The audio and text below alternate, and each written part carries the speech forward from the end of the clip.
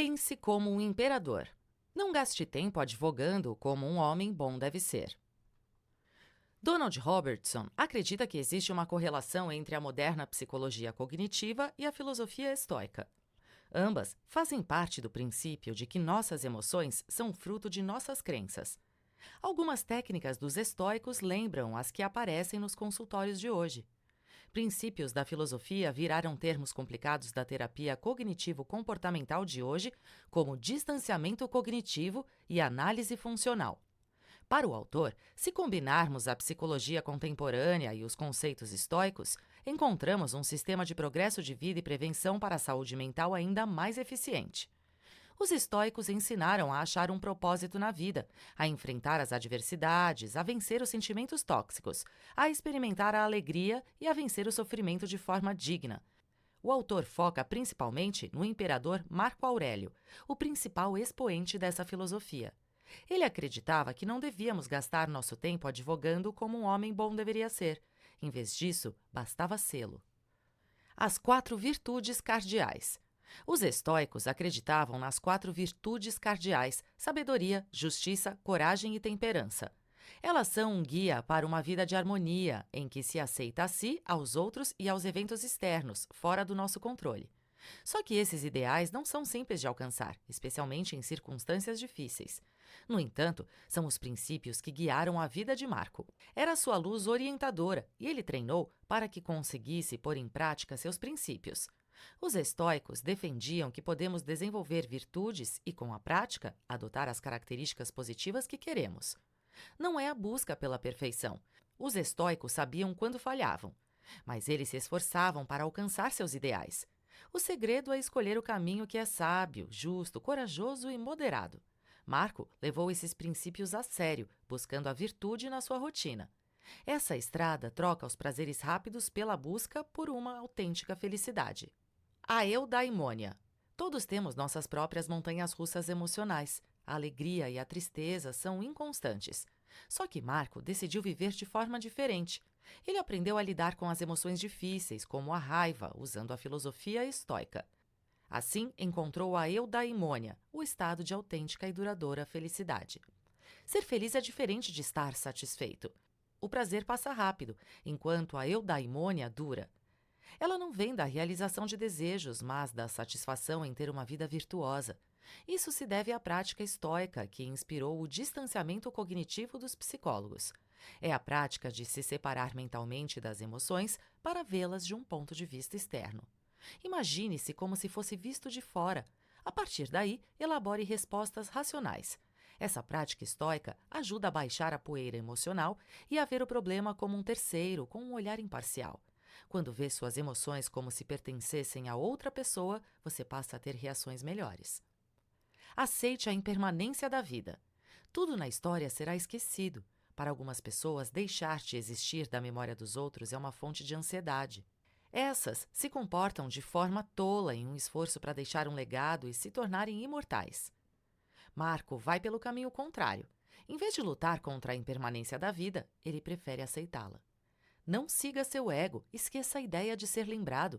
Esse é o caminho estoico. Marco lidou serenamente com a possibilidade de morrer cedo. Isso o fez se livrar do peso do próprio ego e viver livremente. Embora Marco não fizesse questão de ser lembrado, ele foi. Isso mostra que as pessoas pouco movidas pelo ego se destacam mais. Aceite que você não pode parar o relógio. Todos vamos para o mesmo fim. Os estoicos não rejeitam a morte. Em vez disso, eles focam em morrer bem. Marco meditou sobre a finitude da vida várias vezes para que essa consciência o ajudasse nas decisões. Estoicismo não é sobre suprimir sentimentos. Muita gente pensa que ser estoico é assumir um estilo de vida árido, sem prazer ou contentamento. Mas se observarmos as cartas pessoais de Marco Aurélio, veremos como ele foi bem-humorado, positivo e alegre.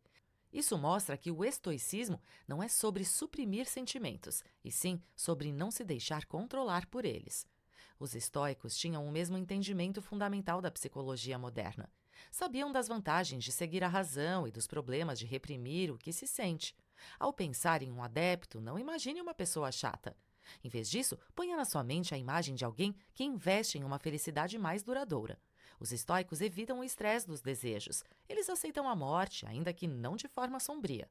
Buscam lidar bem com o que é natural na natureza humana. A filosofia não é chata, sem emoções ou utópica. Marco teve uma existência difícil e ainda assim não abriu mão da serenidade. Aceite seu destino.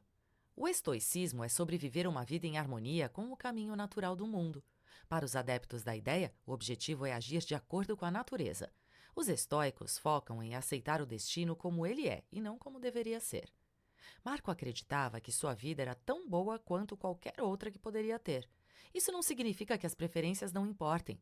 Podemos escolher vários caminhos na nossa trajetória. O caminho pode ir pela prosperidade ou pobreza, saúde ou doença, e por aí vai. No entanto, os estoicos defendem que as pessoas têm a mesma origem e são feitas da mesma matéria. Isso significa que elas deveriam optar pelo caminho da virtude e da sabedoria, independentemente de suas circunstâncias. Às vezes, são os bem-sucedidos que se desviam do caminho da virtude. Isso porque eles desperdiçam as vidas em busca de prazeres que, no fim, os tornam infelizes. Aceite a dor. Já passamos da metade do microbook e o autor conta como o estoicismo pode ajudar a lidar com a dor. Nem sempre estamos imunes a doenças e algumas podem ser crônicas. É o caso de Marco, que sofreu de problemas de saúde por boa parte da vida. Só que ele não lutava contra a dor, concentrando-se em aceitá-la. Assim, ditou como reagiria a ela. Ele a abordou de forma lógica, impedindo que os problemas de saúde o atrapalhassem. Existem várias histórias de filósofos estoicos que rolavam na areia quente no verão ou abraçavam estátuas congeladas no inverno. Era como se desafiassem o sofrimento.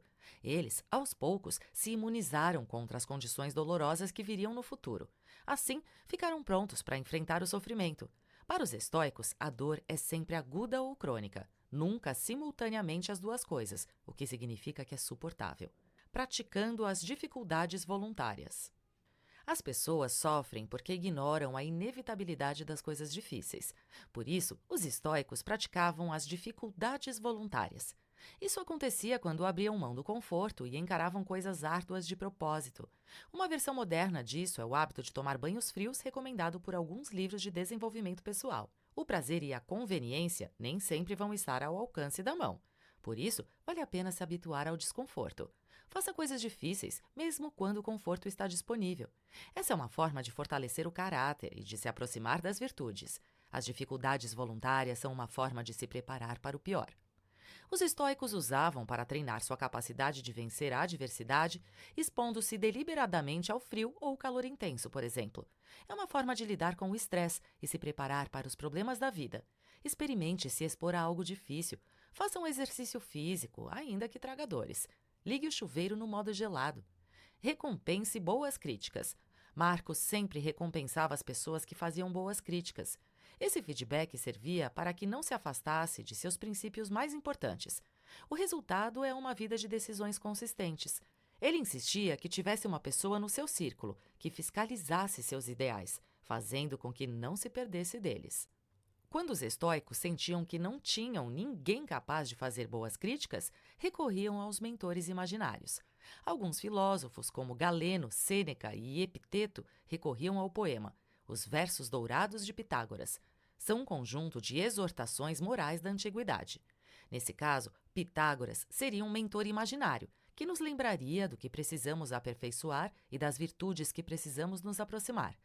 A dica do autor é usar Marco Aurélio para a mesma função. Quando tivermos uma dúvida e não tivermos ninguém confiável para nos aconselhar, precisamos nos perguntar o que o imperador faria. Retórica sofista versus filosofia estoica. Marco foi um debatedor poderoso. Ele entendeu o funcionamento da retórica sofista, que se baseava no apelo emocional e nas palavras floridas. Mas se recusou a ser um adepto desse método. O imperador preferiu usar a honestidade e as palavras simples, uma espécie de anti-retórica ou contra-retórica. Ele investia nos fatos e nos pontos em comum. Não queria o conflito, e sim a união. Seu objetivo era acalmar as pessoas, conversando com os outros sem acusá-los como os sofistas. O pensamento estoico está na contramão do dramático e catastrófico. Ele procura o diálogo direto, sem artifícios para impressionar. Tem pouco interesse no discurso empolado ou bonito. Marco procurava os termos que solucionassem problemas em vez de criá-los. Esse foi um componente importante do seu estilo de vida estoico. O sábio estoico não precisa de nada. Para os estoicos, saúde e riqueza não são coisas boas por si só. Elas podem até trazer mais problemas do que soluções aos tolos. Um exemplo contemporâneo é um dos vencedores da loteria, que desperdiçam seu dinheiro e terminam mais infelizes do que antes dele. Saúde e riqueza, se usadas de forma errada, fazem mais mal do que bem. O objetivo do estoicismo não é buscar progresso material, e sim usar o que nos foi dado com sabedoria. Isso não tem a ver com ser rico ou pobre. O sábio não precisa de nada, mas usa tudo que tem para o bem. O tolo precisa de muito, mas usa tudo que tem para o mal. A busca nunca pode ser feita à custa das virtudes. É melhor ter dinheiro do que dívidas. Só que sua conquista financeira não pode ser fruto da injustiça. Aqui, a razão define se o que queremos é bom. Aprenda a morrer. No ano 180 d.C., Marco Aurélio estava à beira da morte.